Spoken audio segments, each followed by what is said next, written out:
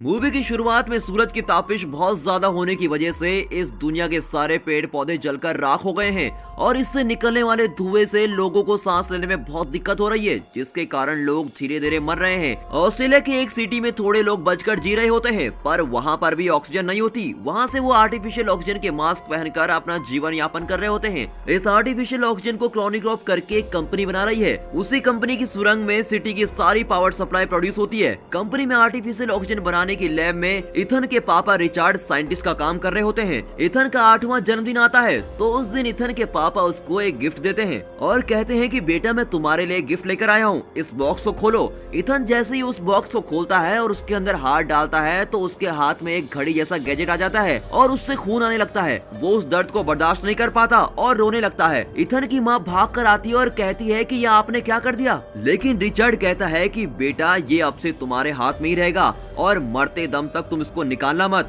ये तुम्हें इस दुनिया में पहचान दिलाएगा। अब ये कहकर इथन के पापा रिचर्ड वहाँ से निकल जाते हैं। लैब में जाने की थोड़ी देर बाद रिचर्ड के पापा से इथन को फोन आता है और कहता है कि तुम और तुम्हारी माँ थोड़ा चल कर आओ, मैं तुम्हारा इंतजार कर रहा हूँ। इथन और उसकी माँ आर्टिफिशियल ऑक्सीजन का मास्क पहनकर रोड पर चल रहे होते हैं। तभी कुछ लोग इथन की माँ को शूट कर देते हैं और उसको जान से मार देते हैं। उसका मास्क और इथन का मास्क निकाल कर वहाँ से चले जाते हैं। अब इथन पापा पापा करके पुकार रहा होता है कि पापा बचाने के लिए आएंगे, लेकिन वो आता ही नहीं। तभी जूडो करके एक आदमी आता है जो कि आर्टिफिशियल ऑक्सीजन का मास्क देकर उसको वहाँ से बचाकर ले जाता है और उसको अपने साथ पालने लगता है। इथन के पापा रिचर्ड के काम करने वाली क्रोनिकॉप कंपनी में वो एक इलेक्ट्रिसिटी डिपार्टमेंट में काम कर रहा होता है। अचानक एक दिन वहाँ पर पावर प्रॉब्लम आती है और उसको रिलोड करने के लिए इथन बहुत ट्राई करता है। तभी अलर्ट आता है कि अगर 30 सेकंड में उसको ठीक नहीं किया गया तो एक बहुत बड़ा बॉम्ब ब्लास्ट होगा। इथन कैसे भी करके उसको ठीक कर देता है। ऐसी पावर प्रॉब्लम ठीक करने में इथन बहुत ही माहिर हो जाता है। उसके बाद ड्यूटी खत्म करके सारे वर्कर्स लाइन में खड़े हो जाते हैं। फिर उनकी आंखों को स्कैन कर रहे होते हैं। उसके लिए वो मास्क निकालते हैं और मास्क निकालते वक्त उस वर्कर्स में से एक खून की उल्टी कर रहा होता है। ये आर्टिफिशियल ऑक्सीजन सबको सूट नहीं करता और इसी की वजह से बहुत लोगों को ऑक्सीजन सिकनेस हो जाता है, जिसके शिकार होकर वो थोड़े दिनों में ही मर जाते हैं। तभी दिखाते हैं कि एक सिख आदमी अपने आप को आग लगाकर जला रहा होता है और ये सब इथन की आंखों के सामने हो रहा होता है। वहाँ से कट करके मूवी का टाइटल 2067 डाल के मूवी शुरू होती है। हमारा हीरो इथन शिफ्ट खत्म करके अपने घर जाता है। टीवी में उसके सामने न्यूज चल रही होती है। उसमें ऑक्सीजन सिकनेस की वजह से सिटी में बहुत से लोग थोड़े थोड़े करके मर रहे होते हैं। यहाँ कॉर्निकॉर्प कंपनी ऑक्सीजन सिकनेस के लिए सोल्यूशन की खोज करने की ट्राई कर रही होती है और जैसे इथन के पापा का नाम टीवी पर आता है वो गुस्सा होकर टीवी बंद कर देता है। तभी उसकी वाइफ वर्क खत्म करके घर आ जाती है और दोनों जॉली से बात कर रहे होते हैं। तभी दिखाते हैं कि अचानक उसकी वाइफ भी खून की उल्टी करती है। उसको भी वही ऑक्सीजन वाली बीमारी हो जाती है। काम करते करते वो भी टेंशन में आ जाता है और सोचता है कि मेरी वाइफ भी कुछ दिनों में मर जाएगी। उसी वक्त थोड़े ऑफिसर्स इथन को ग्राउंड फ्लोर पे बुलाने के लिए आते हैं और उसको जबरदस्ती बुलाते हैं। ये देखकर इथन डर जाता है।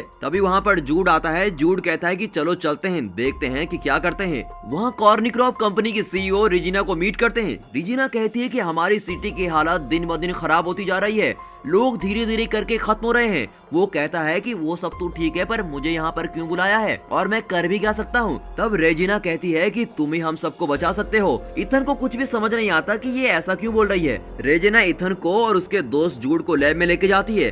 वहाँ पर साइंटिस्ट बिली इथन को वेलकम करता है। उस लैब में एक टाइम मशीन होती है। वो इथन को दिखाकर कहता है कि इसको तुम्हारे पापा रिचर्ड ने खोज निकाला था। इसमें से एक मैसेज हमने फ्यूचर को यानी कि 2467 में भेजकर चेक करके देखा और वहाँ से भी एक मैसेज वापस आया और वो क्या मैसेज है तुम खुद ही देख लो। रेजिना इथन को वो मैसेज दिखाती है। इथन वो देखकर बहुत ही शॉक हो जाता है क्योंकि उसमें कहा हुआ होता है कि इथन को भेजो। वो भी वो मैसेज इस प्रेजेंट टाइम से 400 साल बाद से आया था और उसमें 400 साल आगे भेजने की यानी कि फ्यूचर में भेजने की बात कही गई होती है। वो देखता है कि फ्यूचर में 400 साल बाद लोग जिंदा हैं। उसे बहुत ताज्जुब होता है क्योंकि ऐसे आर्टिफिशियल ऑक्सीजन यूज करेंगे तो थोड़े दिन में ही सब मर जाएंगे। फिर कैसे 400 साल बाद भी ये मशीन और लोग जिंदा हो सकते हैं और उनको हमारा नाम कैसे पता है, मुझे कुछ भी समझ नहीं आ रहा। और वो लोग हमको क्यों बुला रहे हैं, उसको कुछ भी समझ नहीं आता। रेजिना कहती है तुम इस मशीन के जरिए 400 साल के एक दिन पहले फ्यूचर में जाओगे और इस मैसेज को किसने टाइप करके भेजा है उनसे मिलना होगा और उनके पास बात करके इस डिजीज की दवाई पूछकर मांग कर लानी होगी और उन लोगों ने तुम्हें ही बुलाया है इसलिए तुम्हें ही जाना होगा।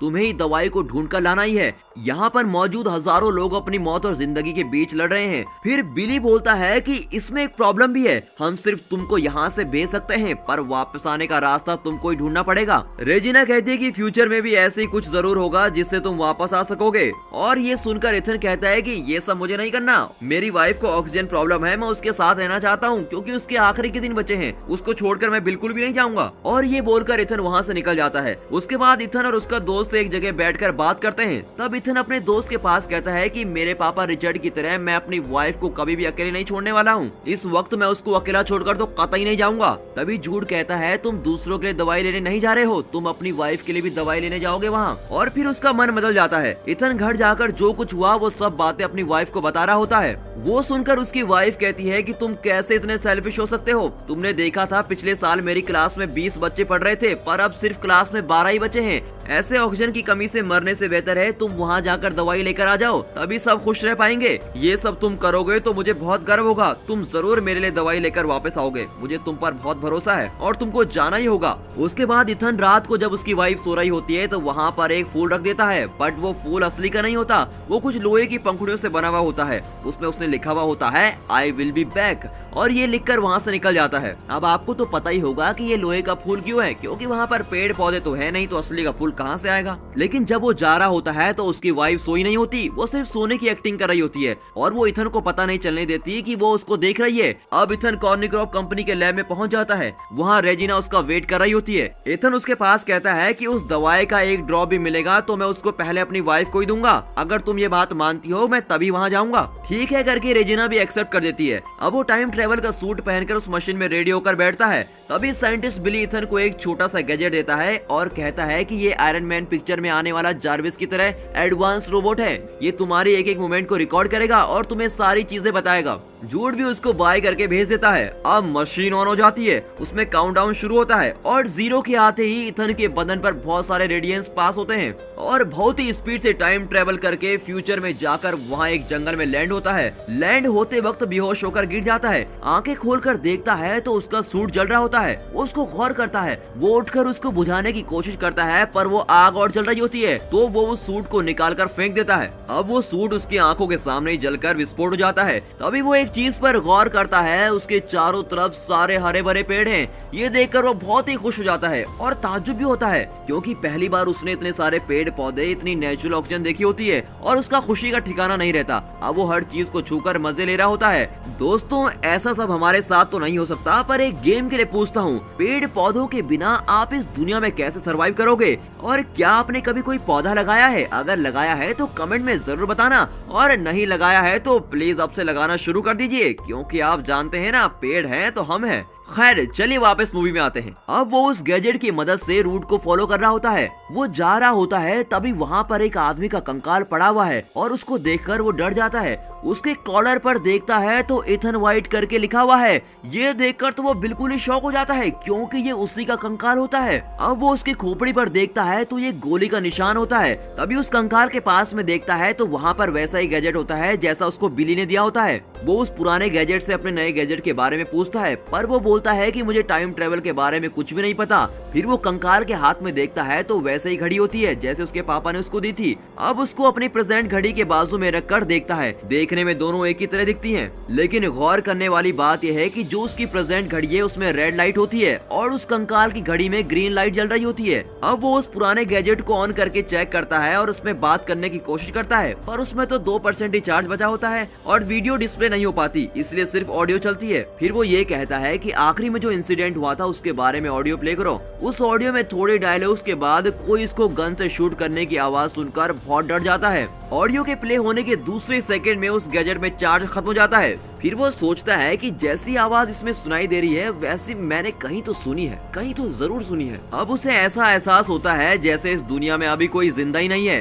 थोड़ा थोड़ा अंधेरा होने के बाद वो प्रेजेंट वाले गैजेट की मदद के साथ आग जलाकर उसके बाजू में बैठ जाता है। फिर वो कुछ फल वगैरह ढूंढ कर खाता है। उसके खाने के थोड़ी देर बाद जोर से बिजली चमकती है और बारिश शुरू हो जाती है। तभी देखते हैं कि दूर से कुछ रोशनी नजदीक आ रही है। उसके बाद एक आदमी उसके नजदीक आ रहा होता है। उसको देखकर ये सोचता है कि कहीं ये वही आदमी तो नहीं जिसने मुझे मारा था, और वो डरकर भागने की कोशिश करता है, पर वो बेहोश होकर गिर जाता है क्योंकि उस फल में जहर होता है। आया हुआ आदमी उसके हार्ट पे एक इंजेक्शन लगाता है थोड़ी देर बाद आंख खुलने पर उस आदमी के नजदीक आने पर ही पता चलता है कि वो उसका दोस्त जूड है। तब जूड कहता है कि तुमने वो जहरीला फल खाया, इसलिए मैं तुमको बचाने के लिए यहाँ आ गया हूँ। तुम अपनी जान के लिए लड़ रहे थे, जिसको हमने गैजेट के जरिए देख लिया था। तुम्हें बचाने और तुम्हारा साथ देने के लिए मैं भी आ गया हूँ।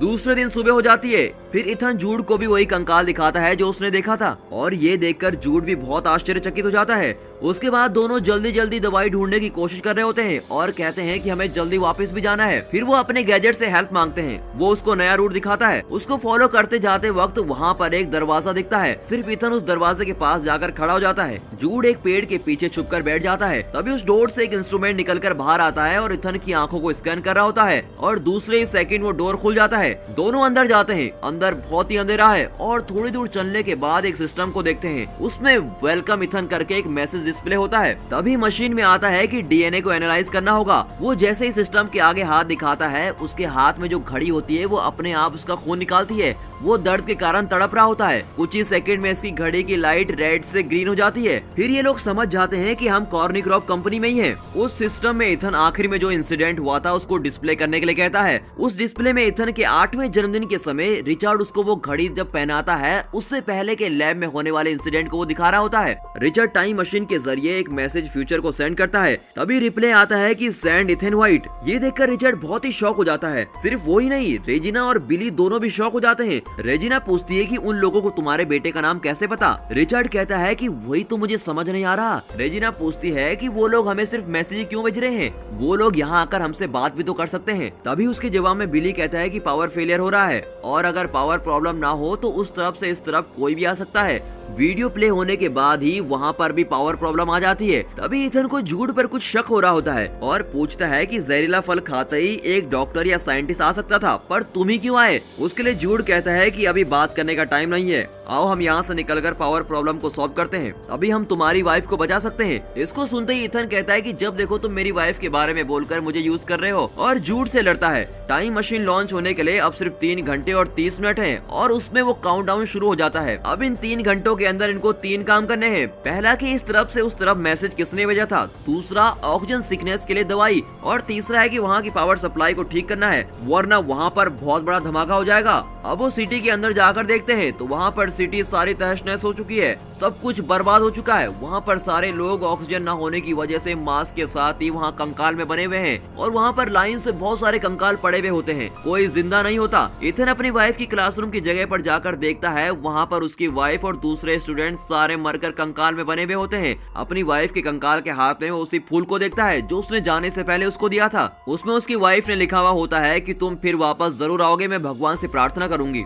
ये देखकर वो बहुत अपसेट होकर रोने लगता है। वो जूड को देखकर कहता है कि हम किसी को भी बचा नहीं पाएंगे, सब लोग मर चुके हैं, और फिर दीवार पर लगकर बैठ जाता है। रोते हुए वो जूड से कहता है कि अगर मैं अपनी वाइफ को छोड़कर नहीं आता तो उसके साथ ऐसा कुछ भी नहीं होता, और ये सब लोग मरकर ऐसे कंकाल बनकर पड़े हैं, इसका मतलब तो यही है कि मिशन ऑलरेडी फेल हो चुका है। लेकिन जूड कहता है कि चिंता मत करो। ये सुनते ही इथन उस पुराने गैजेट की आखिरी ऑडियो को फिर से प्ले करता है और उसको सुनता है। उसमें वो वैसी आवाज को सुनता है जैसे जूड निकाल रहा होता है, और वो सोचता है कि कहीं वो जूड ही तो नहीं जो मुझे मारने के लिए आया है। उस ऑडियो को सुनकर जूड भी बहुत डर जाता है। फौरन जूड अपने आसपास रखी हुई पिस्टल को निकालकर ऑडियो में आई हुई आवाज जैसे हीरो को धमकाता है। आखिरी में जूड कहता है, मैंने तुमको शूट नहीं किया और तुम भी मरे नहीं हो, इस इंसिडेंट को बदल दिया गया है। तभी उनको एक वार्निंग मैसेज सुनाई देता है कि 2 घंटों में पावर प्रॉब्लम सॉल्व नहीं हुई तो यहाँ पर बहुत बड़ा धमाका होगा। उसको सुनते ही वो सोचते हैं कि पहली 2 प्रॉब्लम तो हम सॉल्व नहीं कर पाए, पर एटलीस्ट इसको तो सॉल्व करना ही होगा। फिर वो दोनों उठकर सुरंग के अंदर जाते हैं। स्टार्टिंग में वो जिस जगह पर काम कर रहे होते हैं वो वही जगह होती है। इथन उस जगह की प्रॉब्लम को सॉल्व करके देखता है, पर वो सॉल्व नहीं होती। उसी वक्त उस रूम का दरवाजा बंद होने लगता है।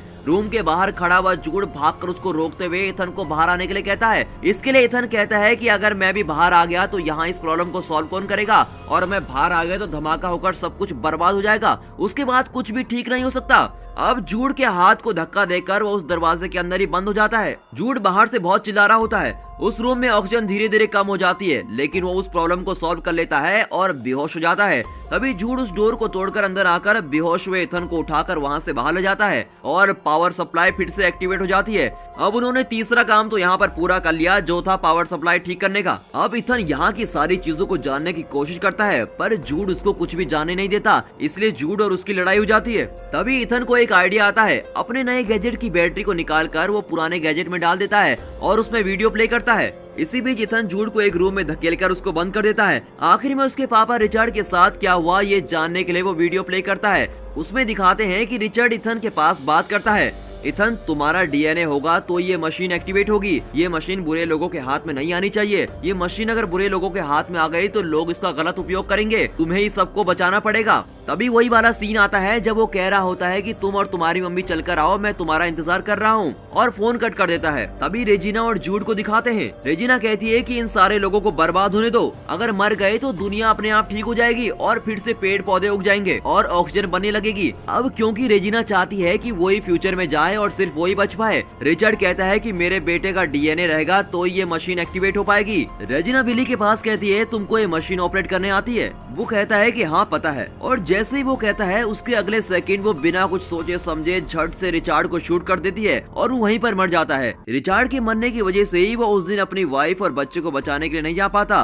और अब इथन को समझ में आ जाता है कि उस दिन पापा बचाने क्यों नहीं आए, और अब उसके दिल से अपने पापा के लिए नफरत चली जाती है। ये सब देखकर वो रो रहा होता है। तभी जूड उस रूम के अंदर का दरवाजा तोड़कर बाहर आ जाता है। वो वीडियो कंटिन्यूसली चलाता रहता है। उसमें रेजिना रिचार्ड को शूट करने के बाद जूड से कहती है कि इथन की माँ को मार कर लाओ और इथन को हमारे पास लेकर आओ, वो इस मिशन का की है और उसी के जरिए हम फ्यूचर तक पहुंच सकते हैं। ये सब देखने के बाद इथन गुस्सा होकर कहता है कि तुमने भी मुझे यूज किया है, और जूड को देखकर चिल्लाता है, पर वो जूड कहता है कि इसमें मेरी कोई गलती नहीं है, मुझे भी तुम्हारे जैसे यूज किया गया है। अब वो जूड अपने आप को सच साबित करने के लिए खुद पर गोली चला देता है और वहीं पर इथन के सामने मर जाता है। अब रेजिना ने इथन को फ्यूचर में इसलिए भेजा ताकि उसके डीएनए से वो मशीन एक्टिवेट हो पाए, और वही उसका मेन मोटिव था उसको वहाँ भेजने का। अब इथन ये सोच रहा होता है कि उन्हें यहाँ आने से कैसा रोका जाए। तभी अचानक उसके पापा रिचर्ड का भेजा हुआ फर्स्ट मैसेज आता है, जिसमें लिखा हुआ होता है कि ये मशीन बुरे लोगों के हाथ में नहीं आनी चाहिए। कट करके पास्ट में रेजिना उसके जाने वाले थोड़े लोगों के साथ टाइम ट्रेवल करने के लिए बिल्कुल तैयार है और इसका इंतजार कर रही होती है,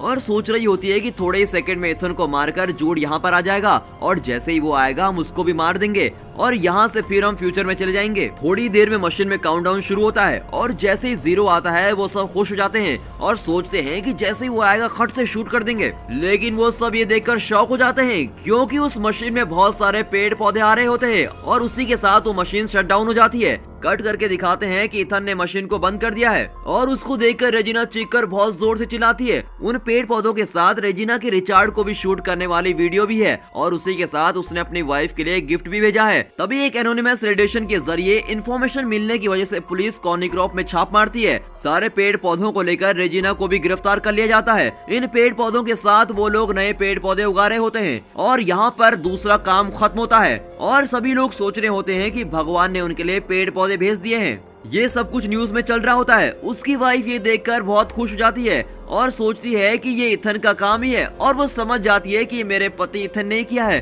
तभी इथन का भेजा हुआ गिफ्ट एक लड़की आकर उसको देती है। उसको ओपन करके देखती है तो उसके अंदर असली का फूल होता है। उसको देखकर वो बहुत खुश हो जाती है और उसकी आंखों में आंसू आ जाते हैं। अब फ्यूचर में रह रहे इथन को दिखाते हैं। अब वो भागकर जाके सिटी को देखता है। वहाँ पर भी बहुत सारे लोग जिंदा हैं और सारी सिटी में हरे भरे पेड़ पौधे हैं और वहाँ पर बहुत खुश रहता है। और यहाँ पर ये मूवी खत्म होती है।